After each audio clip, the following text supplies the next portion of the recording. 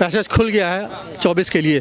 मैं तो 24 छोड़ो 29 भी और 34 भी बीजेपी ही जीतेगी। ये वही मिस्टर मोदी जवाब मिलेगा। Is a very wonderful very powerful person.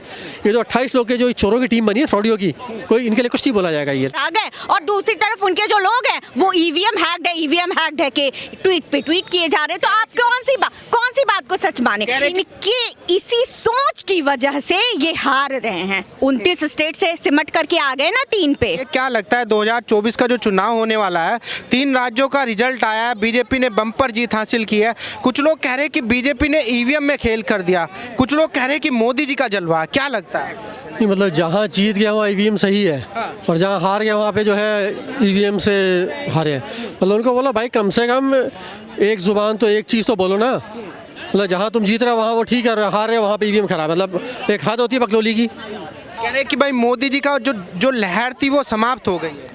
अगर लहर समाप्त होती तो ये 3 राज्यों में नहीं बीजेपी आती है। अब लहर तो अभी चालू हुई है, अभी तो सुनामी आएगी मोदी जी। चालू हुई है, अभी तो सुनामी आनी है अभी तो। और अभी 24 भी छोड़िए, 29 में भी अपने ही आएगा। मतलब ये तो लगता है सरदार जी ऐसा। भाई देखिए काम बोलता है ना। एक छोटा एग्जांपल देता हूँ आपको मैं। कहते हैं ना कोई भी काम कोई सरकार शुरू करे, जो सरकार ख़त्म करती है श्रेय वो लेती है, ठीक है ना। लेकिन आपको मैं काम गिनवाता हूँ जो 14 के बाद शुरू हुआ है और आज दिसंबर से पहले ख़त्म हुए हैं। आज की डेट में इंडिया के जो बॉर्डर्स हैं, चाइना है या पाकिस्तान है, बॉर्डर का इलाका, बॉर्डर एरिया है, आज से 10 साल पहले अनमैन्ड सड़कें थी, अनमैन्ड था, फेंसिंग नहीं थी। आज फेंसिंग हुई है, सड़कें मैं गया हुआ हूँ, सड़कें ऐसी बनी हैं कि वहाँ ट्रक तो छोड़ो, इमरजेंसी पे उन सड़कों पे फाइटर प्लेन उतर सकता है। क्या बात कर रहे हैं सर? मैं देख के आया हूँ ना, अभी बोल रहा हूँ मैं। इतना डेवलपमेंट हो चुका, कहता रहा हूँ। आप एक मीडिया का पर्सन हो ना, आप मेरे से बाइट ले रहे हो। आप इंडिया छोड़ो, आप वर्ल्ड के किसी कोने में जाओ, आप जैसे क्वेश्चन पुट अप करते हो, किसी से पूछो कि you know he mister Modi, जवाब मिलेगा is a very wonderful very powerful person.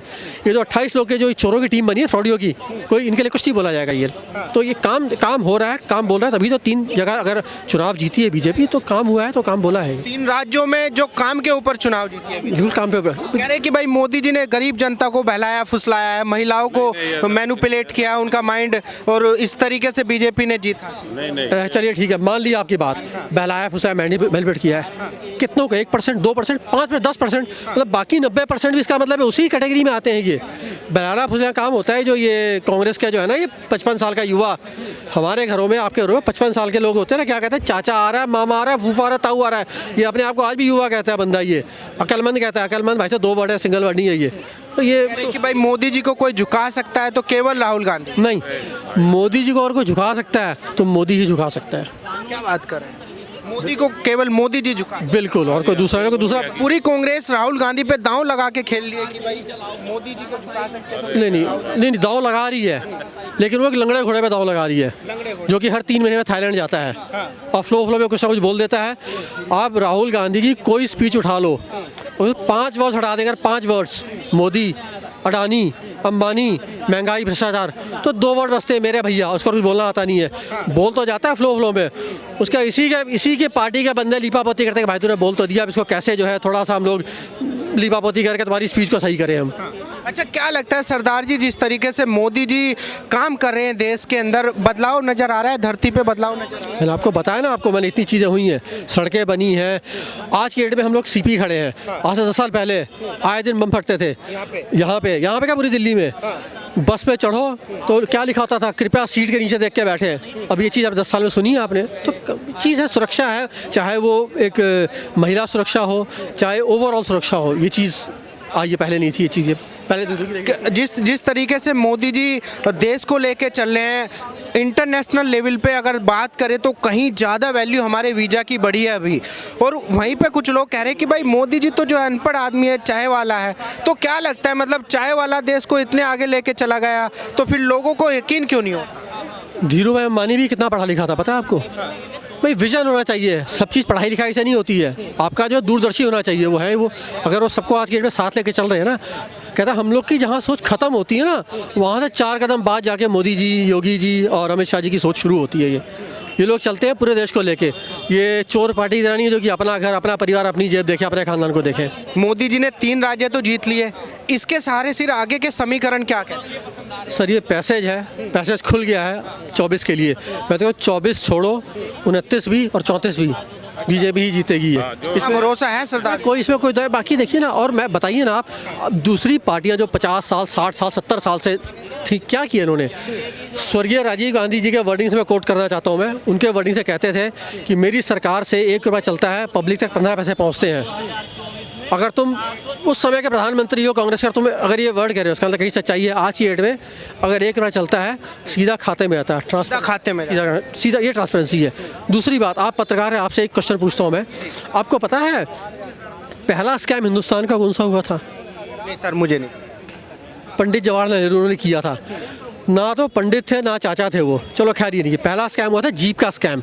Jeep scam हुआ था, इंडियन आर्मी के साथ नेहरू ने किया था। जो जीपें उनको दी गई थी, 3rd क्लास जीपें थी वो।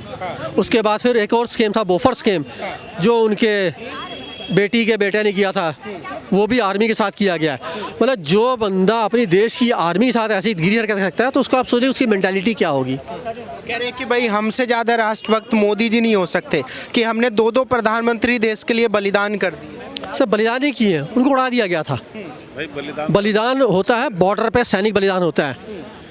इंदिरा गांधी को उड़ाया गया था, किसने उड़ाया था? आतंकवादियों ने। पैदा तुमने किया था। इसको उड़ाया गया था बम से, ये उड़ाया वही ना, बलिदान ही उनको उड़ाया गया। इनको ये वर्ड होना चाहिए जो करेक्ट करना था। अच्छा, मोदी जी देश को आगे लेके जा रहे हैं, क्या लगता है मोदी जी तीसरी बार में आने की भी काबिलियत रखते हैं? कोई दो राय नहीं, मैंने कहा ना 24 छोड़ो 29 34 तक आप कर लो। आप रहेगी अब सरकार नहीं जाने। 24 29 34 तक आप ये फिक्स कर लो आपकी। मोदी जी आएंगे, बीजेपी आएगी। अगर मोदी नहीं आएंगे तो योगी जी आएंगे। योगी जी आएंगे तो आसाम के सीएम साहब हैं वो आएंगे, नहीं तो अब जो है एमपी के सीएम जो बनने वाले हैं वो आएंगे। अब यही चीज़ होनी है। अच्छा, लेकिन जैसे विरोधी जो विपक्ष के लोग हैं, कह रहे हैं कि मोदी जी तो एक गरीब चाय वाला है, लेकिन फिर भी जनता लगातार भरोसा जता रही है उनके ऊपर। भाई गरीब चाय वाला है, ठीक है, तो राहुल गांधी तो भैया, जो इनकी जो माता जी हैं, जो सोनिया गांधी जी, आज की वर्ल्ड की 4थी रिचेस्ट पॉलिटिशियन है।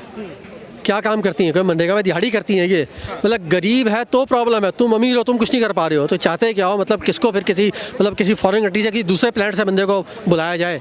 कह रहे कि कोई बंदा होना चाहिए जो विदेश से पढ़ा लिखा हो। विदेश से पढ़ा लिखा बंदा अगर हम कहें तो अपने अखिलेश जी ऑस्ट्रेलिया से पढ़े लिखे हैं। एग्जाम्पल आपके सामने है, टोटी, ऑन रिकॉर्ड्स बोल रहा हूँ, टोटी चोरी करते हुए पकड़े गए थे। ये हाल है यादव, ये तो कह तो रहा हूँ, अखबारों में आया था, मैं नहीं कह रहा हूँ ये। अब अखबार खंगाली आप, वो लेके भी आए थे बाद में तो वही प्रेस कॉन्फ्रेंस भी। हाँ, तो फिर पढ़ा लिखा बंदा है ये, तो इस हिसाब से अगर मोदी पढ़ा लिखा नहीं है तो बहुत बढ़िया, लाख लाख गुना अच्छे हैं। अच्छा, मोदी जी पे जनता लगातार भरोसा जता रही है। जितना भरोसा मोदी जी पे जता रही है जनता, उतना खरा उतर रहे हैं मोदी जी? आपके सामने है, अगर नहीं खरे उतरते तो 3 राज्यों में अभी कल परसों रिजल्ट आया है।